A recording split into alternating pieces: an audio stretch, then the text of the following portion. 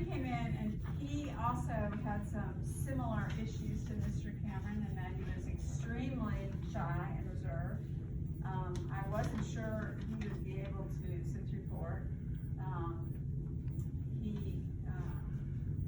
His eye contact was not always there. It's hard to get a word out of him. It's still harder to get a lot of words out of him, but you can get more. And at his exit interview, we had a fine conversation, and he has just made incredible progress. He only had one thing.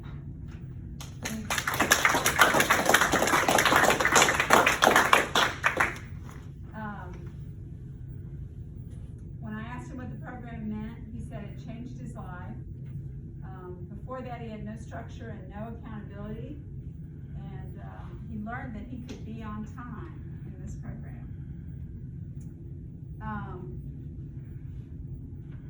He learned in co-occurring in all the classes and thinking for change. Learned a lot of skills. He's still working on those. He learned to take others' feelings into consideration, which was something he had not done before and had not learned. We talked about how thinking for a change ought to be taught in schools, because it's not always available. It's not something maybe that parents know how to discuss, and so everybody needs those skills. And it was very insightful of Mr. Crane, I thought. He's learned, because of that, learning to take other people's feelings into consideration. He's the closest to his dad he's ever been.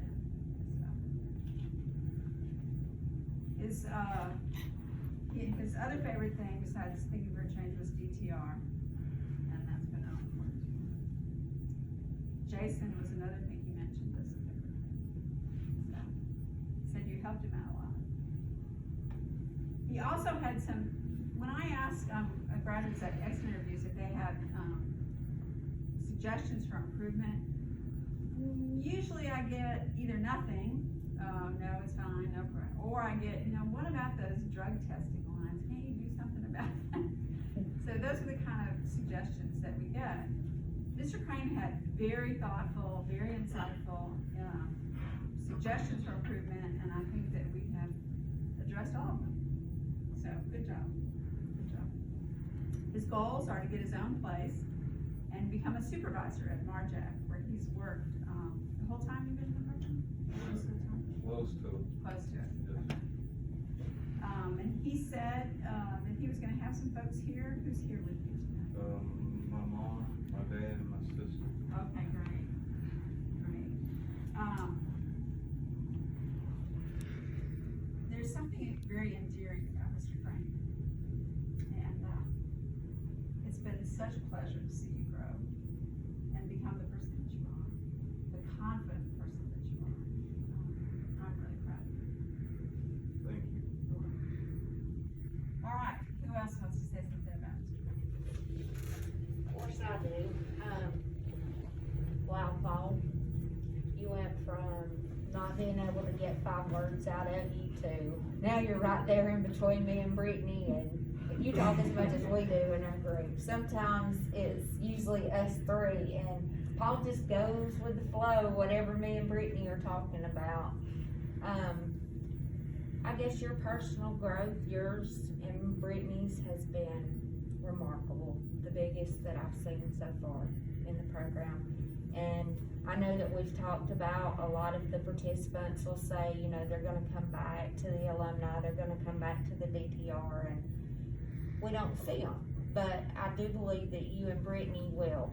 Paul has went as far as the last 6 months. He stepped up and he had asked, could he lead some of the DTR groups, and that is major. That is major. We love you. I'm not gonna say we're gonna miss you, because as Brittany pointed out today, you're not going anywhere. I know I'll still see you at least once a week, and I know where to find you if I don't. Best of luck. Well, it's been a great little trip with you since you came into this program. You came in and you were very unsure of yourself, and you didn't have a lot of belief that things were going to be been amazing.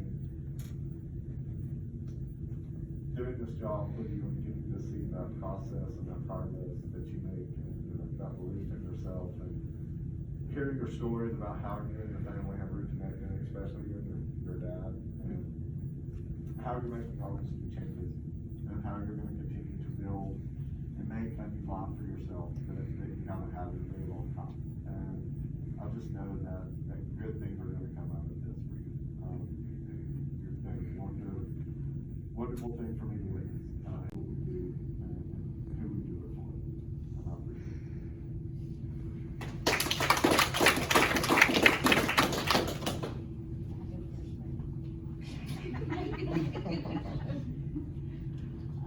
Paul has been an absolute testament of how our program works, and his family means so much. He speaks so much about you guys and how a lot of what motivated him to get clean and do it in the beginning is he didn't want his family to hurt anymore. But it's so beautiful to see now that he has more in life that he wants to live for, and he has goals and dreams, and he's such a kind man. And thank you for sharing Paul with us. It has been a pleasure.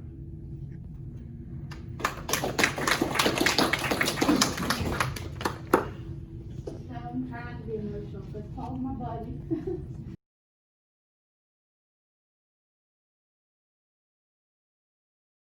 I'm so happy for you, and I'm so proud of you. And I couldn't have done the program if you weren't in it with me. You were a big part of my recovery. And I'm just really proud of you. Sorry.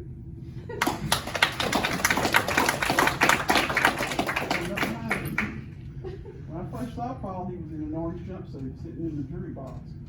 And I thought, there's somebody who's sad, mad, just lost. Now he's my football buddy. We talk about the Braves, we talk about the Falcons, and we talk about the Dogs. And we have a big time together. So you're nothing like that man I saw in the jury box. You're a different man. You're a better man. And the journey's just beginning. You can have, do, and be anything you want to. I'm convinced of that. I don't know if the Braves are going to ever win another thing. I doubt the Falcons are ever going to win a Super Bowl. The Dogs might get national champions here. But we'll keep pulling for them, won't we? And we'll keep pulling for you. We love you, Paul. All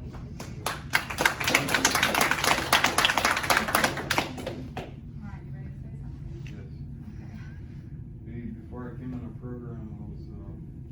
I was an alcoholic, and I just didn't care anymore because of the alcohol. It was ruined my life. Then when this program was offered to me, I took it because I was wanting to change. And I just want to say thank you to the pep board